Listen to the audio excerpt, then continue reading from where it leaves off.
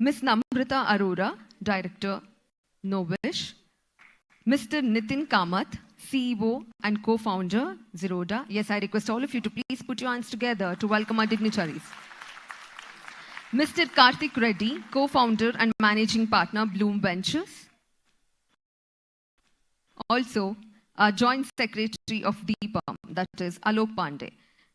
I would like to welcome all our dignitaries who are on the stage wholeheartedly for this auspicious evening. So now, Azadi Ka Amrit Mahotsav, which is happening in 75 cities, Department of Investment and Public Asset Management, ಇವರ ಮುಖಾಂತರ ಭಾರತದ ಸ್ವತಂತ್ರ 75 ವರ್ಷಗಳು ಮತ್ತು ಅಭಿವೃದ್ಧಿ ಹೊಂದಿರುವ ಅದರ ಬಂಡವಾಳ ಮಾರುಕಟ್ಟೆಗಳು. So ಇದೀಗ we are celebrating this auspicious day being organized on a mega scale in 75 cities covering all states and UTs. So now I request all our dignitaries to join your hands to lighten the lamp of this wonderful evening.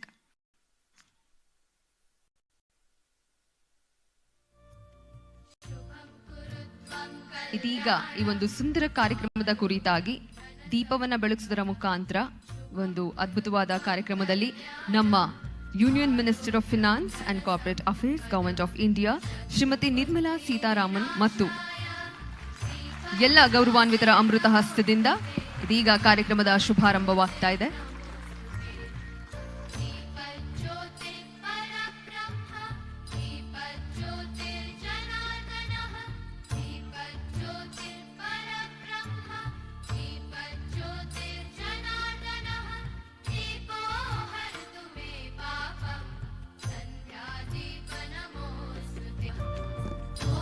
And also, I would like to welcome Minister of State, Dr. Bhagwat Kishan Rao Karad Secretary, that they are from Delhi. So I would like to welcome all of them as well. And also, Secretary DIPAM, Shri Tunmin Kanta Pandey ji, and also from Delhi, all our dignitaries and all our dignitaries from 75 cities. Heartily welcome to all of them with a huge round of applause, please.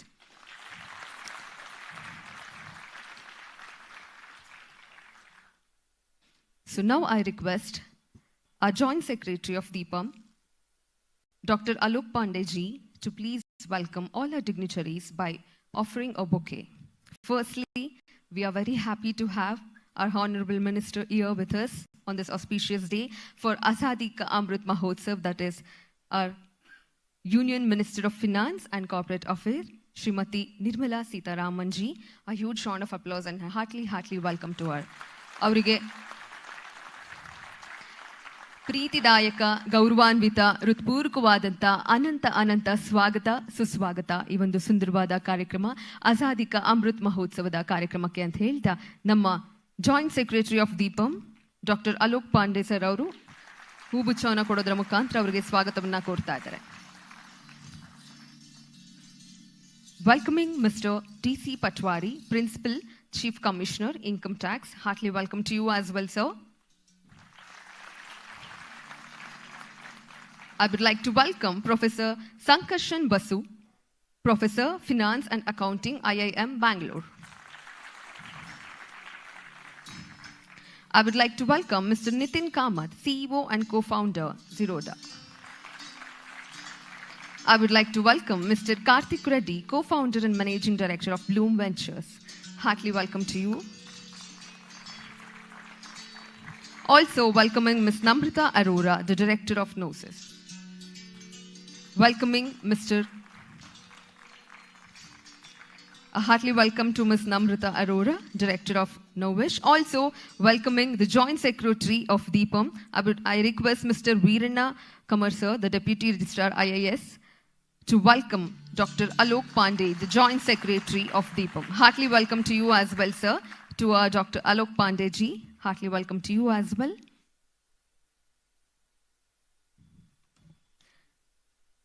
With the permission of our finance minister, we would like to launch a short film, a success story of DIPAM. If our minister agrees, we would like to play it. Ma'am, with all your permission, we would like to play a short movie of DIPAM.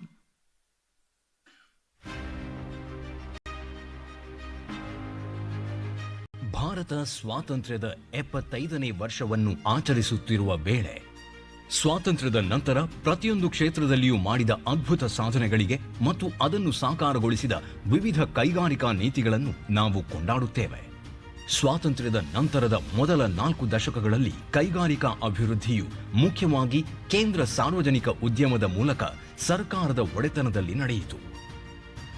ನಂತರದ ವರ್ಷಗಳಲ್ಲಿ ಅಂದರೆ 80 ಮತ್ತು 90ರ ದಶಕದಲ್ಲಿ ಅದರ ದಕ್ಷತೆ ಕ್ಷೀಣಿಸಲಾರಂಭಿಸಿತು. ಆರ್ಥಿಕ ಉದಾರೀಕರಣಕ್ಕೆ ಸಮಯವಾಗಿತ್ತು. 1990ರ ಸುಧಾರಣೆಗಳು ಭಾರತೀಯ ಆರ್ಥಿಕತೆಯನ್ನು ತೆರೆದವು, ಬಂಡವಾಳ ಮಾರುಕಟ್ಟೆಯಲ್ಲಿ ಹೆಚ್ಚಿನ ವ್ಯಾವಹಾರಿಕ ಅವಕಾಶಗಳನ್ನು ಮತ್ತು ಅಧಿಕ ಉತ್ಸಾಹವನ್ನು ಸೃಷ್ಟಿಸಿದವು. ಇದು 1990ರ ಡಿಸೆಂಬರ್ನಲ್ಲಿ ಸಿಪಿಎಸ್ಸಿಗಳ ಹೂಡಿಕೆಯ ನೀತಿಯೊಂದಿಗೆ ಡಿಪಾರ್ಟ್ಮೆಂಟ್ ಆಫ್ ಡಿಸ್ಇನ್ವೆಸ್ಟ್ಮೆಂಟ್ನ ರಚನೆಗೆ ಕಾರಣವಾಯಿತು. ಡಿಪಾರ್ಟ್ಮೆಂಟ್ ಆಫ್ ಡಿಸ್ಇನ್ವೆಸ್ಟ್ಮೆಂಟ್ ಅನ್ನು 2016 ಏಪ್ರಿಲ್ 14ರಂದು department of investment and public asset management DIPAM ಎಂದು ಮರುನಾಮಕರಣ ಮಾಡಲಾಯಿತು. ಸಿಪಿಎಸ್ಸಿಗಳ ಕ್ಯಾಪಿಟಲ್ ಮ್ಯಾನೇಜ್ಮೆಂಟ್ನಲ್ಲಿ ಹೂಡಿಕೆ ಆಧಾರಿತ ವಿಧಾನವನ್ನು ಅಳವಡಿಸಿ ಮಹತ್ತರ ಬದಲಾವಣೆಯನ್ನು ಮಾಡುವ ಮೂಲಕ ಕಂಪನಿಗಳನ್ನು ಹೊಸ ಹೂಡಿಕೆಗಳಿಗಾಗಿ ಅಸೆಟ್ಗಳನ್ನು ಬಳಸುವುದು, ಬಂಡವಾಳ ಪುನರ್ರಚನೆ ಮತ್ತು ಹಣಕಾಸು ಪುನರ್ರಚನೆಯಂತಹ ಪರಸ್ಪರ ಸಂಬಂಧ ಹೊಂದಿರುವ ವಿಚಾರಗಳ ಮೇಲೆ ಗಮನಹರಿಸುವುದು. ಇಂದು DIPAMನ ಆದೇಶದಲ್ಲಿ ಒಳಗೊಂಡಿರುವುದು strategic disinvestment, minority stake sale, capital management.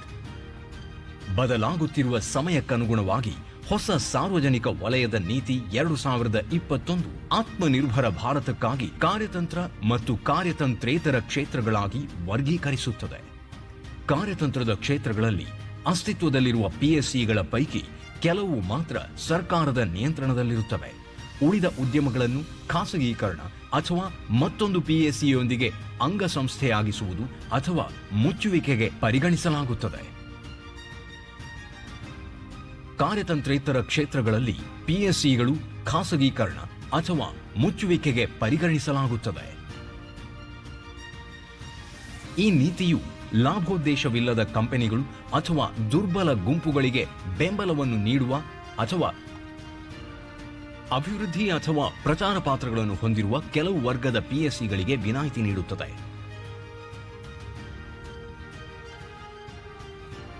Strategic disinvestment ಅಂದರೇನು? ಇದು ನಿರ್ವಹಣಾ ನಿಯಂತ್ರಣದ ವರ್ಗಾವಣೆಯೊಂದಿಗೆ ಸಿಪಿಎಸ್ಸಿಗಳಲ್ಲಿ ಗಣನೀಯ ಪ್ರಮಾಣದ ಸರ್ಕಾರಿ ಷೇರುಗಳ ಮಾರಾಟವಾಗಿದೆ. ಖಾಸಗೀಕರಣದ ಅನುಕೂಲಗಳೇನು? ಬಂಡವಾಳದ ಒಳಹರಿವು, ತಂತ್ರಜ್ಞಾನದ ಉತ್ತಮ ಮತ್ತು ಪರಿಣಾಮಕಾರಿ ನಿರ್ವಹಣಾ ಅಭ್ಯಾಸಗಳಿಂದಾಗಿ ಖಾಸಗೀಕರಣಗೊಂಡ ಘಟಕಗಳು ಖಾಸಗಿ ಆಡಳಿತದಲ್ಲಿ ಉತ್ತಮ ಕಾರ್ಯನಿರ್ವಹಿಸುತ್ತವೆ. ಇದು ಕಂಪನಿಯ ಬೆಳವಣಿಗೆ, ಪೂರಕ ಕೈಗಾರಿಕೆಗಳ ಅಭಿವೃದ್ಧಿ ಮತ್ತು ಉದ್ಯೋಗಾವಕಾಶಗಳ ಸೃಷ್ಟಿಗೆ ಸಹಾಯ ಮಾಡುವುದಲ್ಲದೆ ಆರ್ಥಿಕತೆಯ ಬೆಳವಣಿಗೆಯಲ್ಲೂ ಸಹಕಾರಿಯಾಗಿದೆ. ಇದರಲ್ಲಿ ಸಿಕ್ಕ ಸಂಪನ್ಮೂಲಗಳು ಸರ್ಕಾರದ ಸಾಮಾಜಿಕ ವಲಯ ಅಥವಾ ಅಭಿವೃದ್ಧಿ ಕಾರ್ಯಕ್ರಮಗಳಿಗೆ ಹಣಕಾಸಿನ ಸಹಾಯ ಒದಗಿಸುತ್ತದೆ.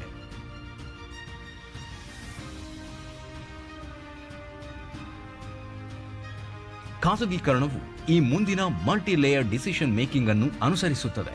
IMG ವಿವಿಧ ಇಲಾಖೆಗಳ ಕಾರ್ಯದರ್ಶಿಗಳು ಮತ್ತು ಜಂಟಿ ಕಾರ್ಯದರ್ಶಿಗಳನ್ನು ಒಳಗೊಂಡಿದೆ. CGD ಕ್ಯಾಬಿನೆಟ್ ಕಾರ್ಯದರ್ಶಿ, ನೀತಿ ಆಯೋಗದ CEO ಮತ್ತು ವಿವಿಧ ಇಲಾಖೆಗಳ 7 ಕಾರ್ಯದರ್ಶಿಗಳನ್ನು ಒಳಗೊಂಡಿದೆ.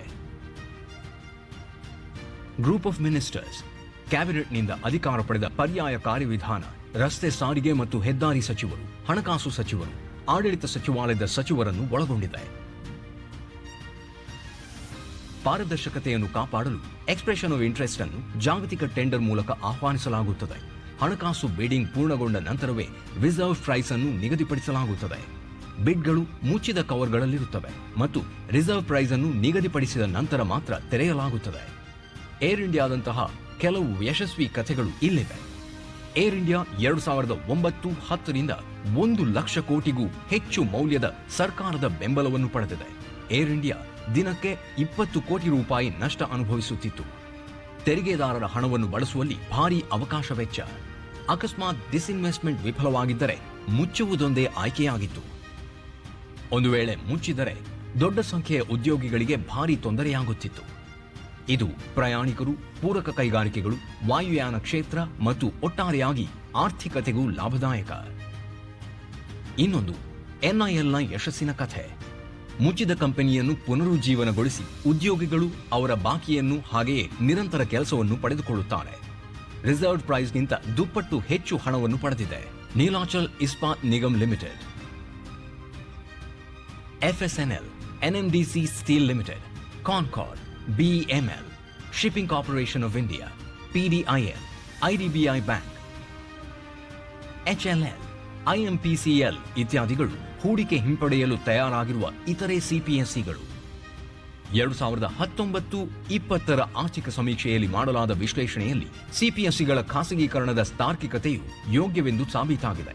1999, 2000 ಮತ್ತು 2003-4 ನಡುವೆ ಡಿಸ್ಇನ್ವೆಸ್ಟ್ಮೆಂಟ್ ಮಾಡಲಾದ 11 CPSEಗಳ ಆರ್ಥಿಕ ಕಾರ್ಯಕ್ಷಮತೆಯ ಸೂಚಕಗಳನ್ನು ಖಾಸಗೀಕರಣಕ್ಕೂ ಮುಂಚೆ ಮತ್ತು ನಂತರದ 10 ವರ್ಷಗಳ ಅವಧಿಯನ್ನು ವಿಶ್ಲೇಷಿಸಿ ಅದೇ ಉದ್ಯಮಗಳ ಗುಂಪಿನೊಂದಿಗೆ ಹೋಲಿಸಲಾಗಿತ್ತು. ಖಾಸಗೀಕರಣದ ನಂತರ ಅವುಗಳ ನೆಟ್ ಪ್ರಾಫಿಟ್ ಗಮನಾರ್ಹವಾಗಿ ಬೆಳೆದಿದೆ ಮತ್ತು ರಿಟರ್ನ್ ಆನ್ ಈಕ್ವಿಟಿ ಕೂಡ ಗಮನಾರ್ಹ ಬೆಳವಣಿಗೆಯನ್ನು ಕಂಡಿದೆ. ಮೈನಾರಿಟಿ ಸ್ಟೇಕ್ ಸೇಲ್ನಲ್ಲಿ ಸರ್ಕಾರವು ನಿರ್ದಿಷ್ಟ ಶೇಕಡಾ ಷೇರುಗಳನ್ನು ಮುಖ್ಯವಾಗಿ IPOಗಳು ಮತ್ತು OFS ಮೂಲಕ ಮಾರಾಟ ಮಾಡುತ್ತದೆ, ಆದರೆ ಆಡಳಿತ ನಿಯಂತ್ರಣವನ್ನು ಉಳಿಸಿಕೊಳ್ಳುತ್ತದೆ. IPO ಎನ್ನುವುದು ಸ್ಟಾಕ್ ಎಕ್ಸ್ಚೇಂಜ್ಗಳಲ್ಲಿ CPSE ಷೇರುಗಳ ಆರಂಭಿಕ ಲಿಸ್ಟಿಂಗ್ ಮಾಡುವುದು ಮತ್ತು OFSನಲ್ಲಿ ಈಗಾಗಲೇ ಲಿಸ್ಟಿಂಗ್ ಮಾಡಲಾದ ಸಣ್ಣ ಪ್ರಮಾಣದ ಷೇರುಗಳ ಮಾರಾಟವಾಗಿದೆ. ಇದರ ಅನುಕೂಲವೆಂದರೆ ಜನರ ಮಾಲೀಕತ್ವ ಮತ್ತು ಸರ್ಕಾರವು ಅಭಿವೃದ್ಧಿ ಅಥವಾ ಸಾಮಾಜಿಕ ಕ್ಷೇತ್ರಕ್ಕೆ ಸಂಪನ್ಮೂಲಗಳನ್ನು ಪಡೆಯುತ್ತದೆ. LICಯ IPO ಭಾರತದ ಅತಿ ದೊಡ್ಡ ಅಂದರೆ 73 ಲಕ್ಷಕ್ಕೂ ಹೆಚ್ಚು ಅಪ್ಲಿಕೇಶನ್ಗಳು ಮತ್ತು 20,500 ಕೋಟಿಗಿಂತ ಹೆಚ್ಚಿನ ಮೊತ್ತವನ್ನು ಸಂಗ್ರಹಿಸಿದ್ದಾಗಿದೆ. ಅದರ ಲಿಸ್ಟಿಂಗ್ನ ದಿನದಂದು ಆ ಒಂದೇ ಸಂಸ್ಥೆಯು 5.5 ಟ್ರಿಲಿಯನ್ ರೂಪಾಯಿಗಳನ್ನು ಇಂಡಿಯನ್ ಕ್ಯಾಪಿಟಲ್ ಮಾರ್ಕೆಟ್ನ ಮಾರ್ಕೆಟ್ ಕ್ಯಾಪ್ಗೆ ಸೇರಿಸಿದೆ. ಮೊದಲ ಬಾರಿಗೆ ಅರ್ಜಿ ಸಲ್ಲಿಸಿದ 10 ಲಕ್ಷಕ್ಕೂ ಹೆಚ್ಚು ಮಂದಿಯ ಪೈಕಿ 7 ಲಕ್ಷ ಜನರು ಅಲಾಟ್ಮೆಂಟ್ ಅನ್ನು ಪಡೆದುಕೊಂಡಿದ್ದಾರೆ. ಮೊದಲ ಬಾರಿಗೆ 3 ಸ್ಪಾನ್ಸರ್ ಬ್ಯಾಂಕ್ಗಳು, ಸ್ಟಾಕ್ ಎಕ್ಸ್ಚೇಂಜ್ಗಳು ಶನಿವಾರ ಮತ್ತು ಭಾನುವಾರ ಕಾರ್ಯನಿರ್ವಹಿಸಿದ್ದು, ತಡೆಯಿಲ್ಲದ ಶೇರ್ ಅಲೋಕೇಶನ್, ಮೊದಲ ಗಂಟೆಯಲ್ಲಿ 30 ಲಕ್ಷಕ್ಕೂ ಹೆಚ್ಚು ಇಮೇಲ್ಗಳು, ಅಲೋಕೇಶನ್ನ ನಂತರ 24/7 ಕಾಲ್ ಸೆಂಟರ್, 65,000 ಕರೆಗಳು ಝೀರೋ ಅಬ್ಯಾಂಡನ್ಮೆಂಟ್ನೊಂದಿಗೆ ದಾಖಲಾಗಿವೆ. PSEಯ ಟ್ರೂ ವ್ಯಾಲ್ಯೂವನ್ನು ಅನ್ಲಾಕ್ ಮಾಡುವ ಅದ್ಭುತ ಉದಾಹರಣೆಗಳೆಂದರೆ IRCTC ಮತ್ತು ಮೆಜಗಾನ್ ಡಾಕ್ ಶಿಪ್ ಬಿಲ್ಡರ್ಸ್ ಲಿಮಿಟೆಡ್. ಇವುಗಳ IPO ನಂತರ ಷೇರು ಬೆಲೆ ಗಮನಾರ್ಹವಾಗಿ ಏರಿಕೆಯಾಗಿದೆ. CPSEಗಳ ಬಂಡವಾಳ ನಿರ್ವಹಣೆ ಕುರಿತು ದೀಪಂನ ಸಮಗ್ರ ಮಾರ್ಗಸೂಚಿಯಲ್ಲಿ ಇವು ಒಳಗೊಂಡಿವೆ. ಸ್ಥಿರವಾದ dividend policy, buyback of shares, bonus ಶೇರ್ಗಳು, ಸ್ಪ್ಲಿಟಿಂಗ್ ಆಫ್ ಶೇರ್ಸ್, ಅವುಗಳ ನೆಟ್ವರ್ತ್ ಅನ್ನು ಹತೋಟಿಗೆ ತರಲು ಮತ್ತು ಅವುಗಳ ಮಾರ್ಕೆಟ್ ವ್ಯಾಲ್ಯೂಯೇಷನ್ ಅನ್ನು ಹೆಚ್ಚಿಸಲು ಸಹಾಯ ಮಾಡುತ್ತದೆ. 2014-15ರಿಂದ ಸರ್ಕಾರವು 3,38,104 ಕೋಟಿ ರೂಪಾಯಿ ಲಾಭಾಂಶವನ್ನು ಮತ್ತು ಬೈಬ್ಯಾಕ್ ಆಫ್ ಶೇರ್ನಿಂದ 44,605.79 ಕೋಟಿ ರೂಪಾಯಿಯನ್ನು ಪಡೆದಿದೆ. ಮೈನಾರಿಟಿ ಷೇರುದಾರರು ಕೂಡ ಅನುಪಾತದ ಪ್ರಕಾರ ಡಿವಿಡೆಂಡ್ ಮತ್ತು ಬೈಬ್ಯಾಕ್ ಲಾಭವನ್ನು ಪಡೆಯುತ್ತಿದ್ದಾರೆ. ನ್ಯಾಷನಲ್ ಲ್ಯಾಂಡ್ ಮಾನಿಟೈಸೇಷನ್ ಕಾರ್ಪೊರೇಷನ್ ಅಥವಾ NLMCಯನ್ನು ಸ್ಥಾಪಿಸುವ ಮೂಲಕ ನೈಜ ಆರ್ಥಿಕ ಮೌಲ್ಯವನ್ನು ಹೊರತರುವ ನಿರ್ಧಾರಕ್ಕೆ ಅನುಗುಣವಾಗಿ ದೀಪಂ ಮಾನಿಟೈಸೇಷನ್ ಅನ್ನು ಅನುವು ಮಾಡಿಕೊಟ್ಟಿತು. नमस्कार. माननीय प्रधानमंत्री जी ने व्यापार को प्रोत्साहित करने, निवेश को आकर्षित करने और मेक इन इंडिया के हमारे संकल्प को मजबूत करने के उद्देश्य से एक नया आत्मनिर्भर भारत के हेतु एक दृष्टिकोण रखा है.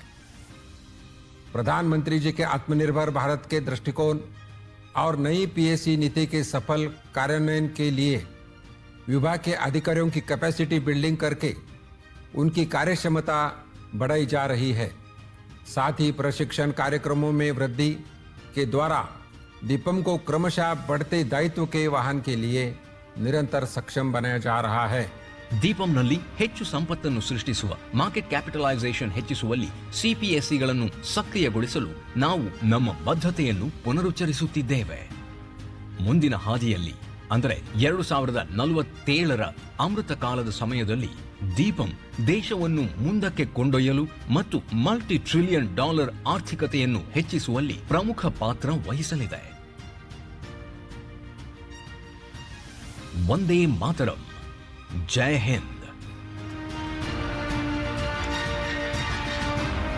Well, that was a success story of Deepam and also role and vision towards the coming years. So thank you so much all of you for watching it. So without any delay, the most awaited part of this wonderful evening, that is ನಮ್ಮೆಲ್ಲರ ನೆಚ್ಚಿನ ನಾಯಕಿ ಅಂತಾನೆ ಹೇಳ್ಬೋದು, ನಮ್ಮ ಕೇಂದ್ರ ಹಣಕಾಸು ಮತ್ತು corporate ವ್ಯವಹಾರಕ ಖಾತೆ ಸಚಿವರು ಭಾರತ ಸರ್ಕಾರ. I would like to welcome our Union Minister of Finance and Corporate Affairs, Srimati Nirmala Sitharaman ma'am, to address the gathering with a huge round of applause. ಜೋರಾದ ಚಪ್ಪಾಳೆಯೊಂದಿಗೆ.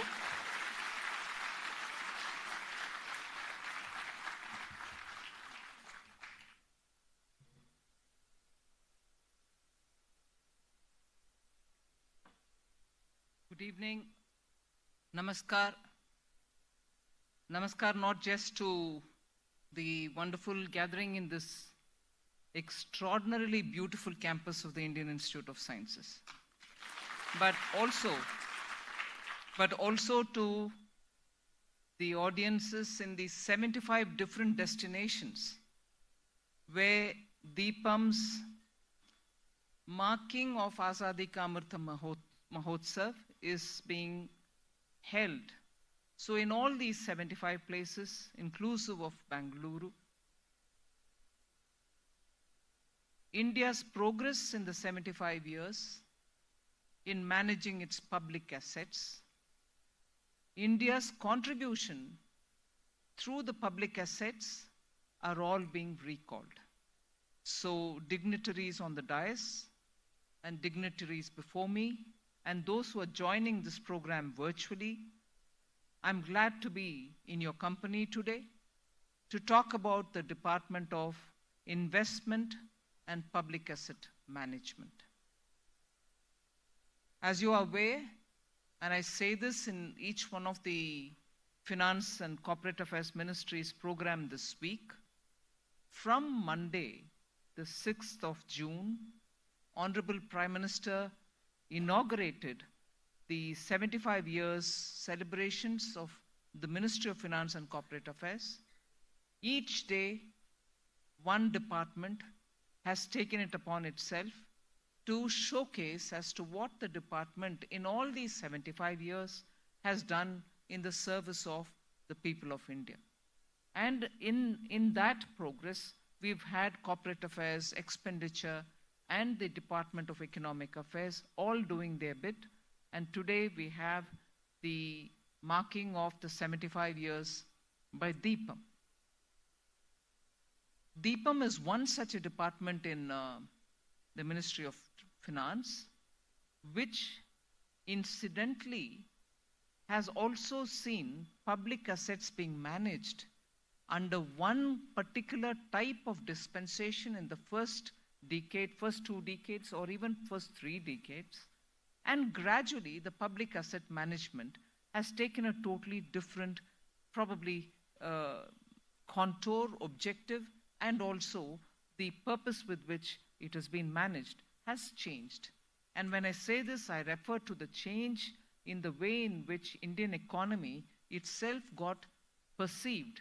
Initially, it was so much centrally planned, centrally driven, a mix of socialistic management of our public assets. Creation of several of these public assets also happened at that time because, and naturally, in areas where it was difficult to draw private investment, it had to be public investment, and therefore government had to invest in building huge dams or electricity generation units, or even assets which are otherwise very difficult for the private sector to invest in, either because of the size or even because of the long-term invested money not giving adequate returns. So the nature of the way in which the economy had to be managed itself was a centrally driven, and India at that stage of development couldn't have had enough private capital coming in, although the private capital did exist even from the British days. Then nearer 1991 is when, because of a certain situational development, India opened up its economy, post which you had quite a few investments from the private sectors coming in, and also public sector loosening itself, saying, do I need to do it this much and for this long? Can my efficiencies improve? And so on.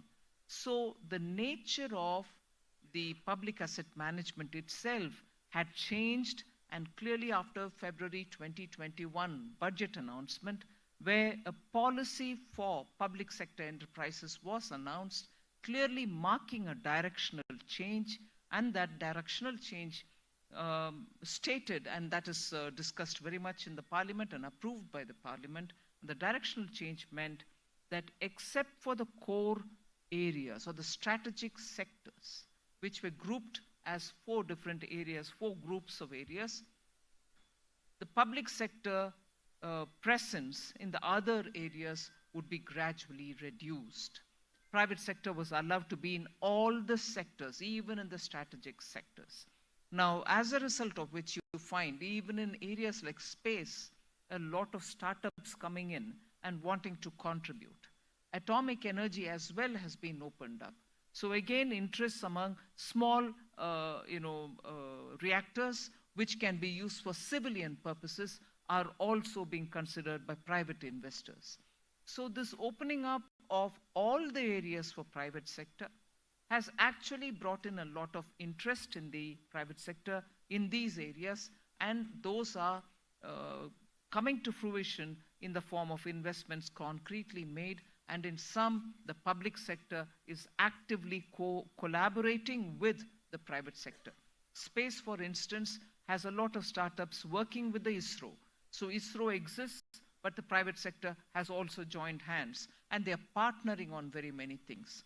So the public sector asset management and its contours have changed drastically, but changed for the better, for efficiency, better for result. And that is why I recall what has been said or shown in this video film before us, that post 1999-2004 tranche of investment opening up, meaning disinvestment, strategic disinvestment which happened at that time, you find those companies which had been strategically disinvested now giving better returns on equity, better returns on investment made, better returns in terms of profits for the shareholders.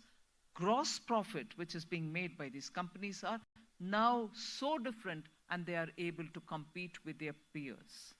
Now, if strategic disinvestment has brought in that big advantage, and that is now proved before us, because between 1999 and 2004, those which have been disinvested have now had 20 years on their own, to a large extent being driven by professionally run boards. As a result, you find that they have only improved for the better. So this principle of reserving only 4 groups of areas for public sector to be present, reserving in the sense of for their presence, but not reserving in the sense of stopping private investment from coming. Private investment is allowed even there, as I said a bit earlier.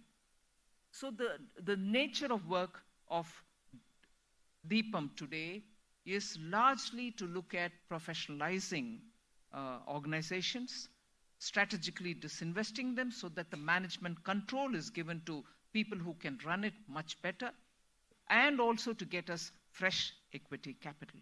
So the principle with which this investment is happening now is not to shut down a unit. That's very important for us to understand. It is not to shut down a unit. Economy needs that many number of such companies, but also very many more as well. So if we want to have that activity done professionally and open up spaces for a lot many more people to come and do it, our interest is not to shut down. We want to prime it up. We want to have them run far more efficiently so that there can be contributions made to the economy. It is not just jobs, but for instance, if I were to take the example of a steel company, which I want to disinvest, it's also because the country needs more steel production. I want more equity to come into it. I want professionally managed people who can run those and produce steel far more efficiently, far more cost effectively. And therefore, disinvestment and the principle of disinvestment is to make sure those companies are in the hands of people who can run it, bring in more capital, and be able to produce the same thing. So it's not to close down, but to give an opportunity for better and more investments to be made.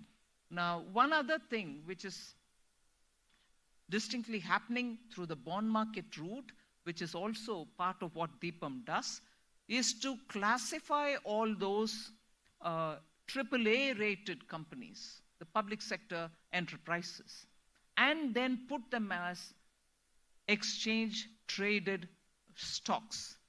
So if you're putting into the ETF market, the exchange traded funds markets, AAA rated CPSE shares, you get quite a good lot of, this is bond I'm talking about, you get quite a good response. Today, you have seen between 2019, I think in July 2019, the first Bharat ETF came out. Bharat ETF specifically refers to the CPSCs who are getting into the bond market. That was in sometime in July 2019. Post that, that was in December 2019. Then in July 2021, again DIPAM issued Bharat ETF bonds. A third set happened in November 2021. Together, the Bharat ETF constitutes about 84% of all the ETFs in the market. The asset under management under these ETFs, all put together, is over 53,000 crores. The bond market has given you that kind of a response when you issue bonds of the Bharat ETF, that is the CPSEs, central public sector enterprises, their own bond market operations have yielded this kind of. So the DIPAM's function is not just look at opening up opportunities to disinvest, but also to create and make a deeper presence in the bond markets. So I would think marking today is a day when you recall how the nature of the public asset management itself has gone through a diametrically different change. And that is really resulting in opening up of opportunities, creating greater values for assets, and making the economy result or benefit from these kind of changeover in management styles and bringing in efficiency. Therefore, today when we are talking about 75 years, not just the list of companies which have been taken up for strategic disinvestment, but the very nature of government in dealing with asset under management is what we want to study and understand. And I'm so happy that DIPAM has today invited young entrepreneurs who are people creating a lot of value in the market with their innovative ways of doing business. And if they take interest in telling what can be done better in companies which are public companies, but yet which need that efficiency from the private sector, that innovative instinct from the private sector, public-private partnerships can result in greater good for the country. And therefore, without taking much of a time, but also to thank the Indian Institute of Sciences, also the wonderful audience before me who really can appreciate the nuances with which DIPAM's role has got to be understood. The fact that in 2016 it was thought appropriate to change DIPAM's name into a department which is looking at investment, and that's not the department which is only selling off things, but department which is looking at investment and also managing public assets, is a very good indicator of how the government's approach in dealing with public sector undertakings are. I thank each one of you all for having come here today. I also thank all the participants all over the country in taking part in DIPAM's journey of 75 years in the service of the nation. Thank you very much. Jai Hind.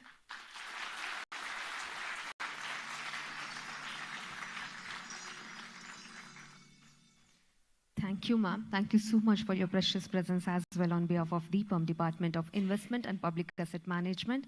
And now I request our Joint Secretary of DIPAM, that is Dr. Alok Pandey, sir, to propose the vote of thanks.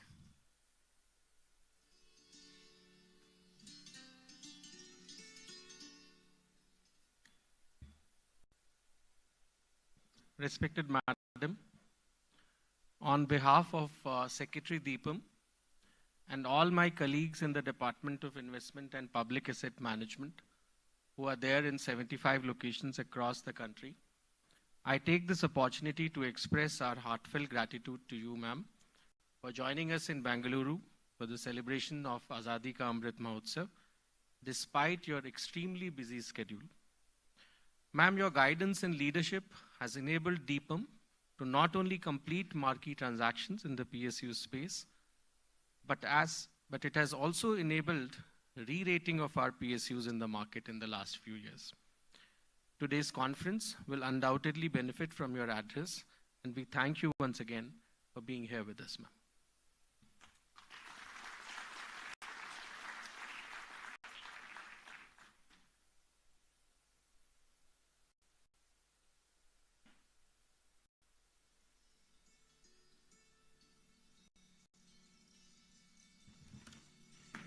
We still have the program. I request all of you to please take your seats. Once again, thank you so much on behalf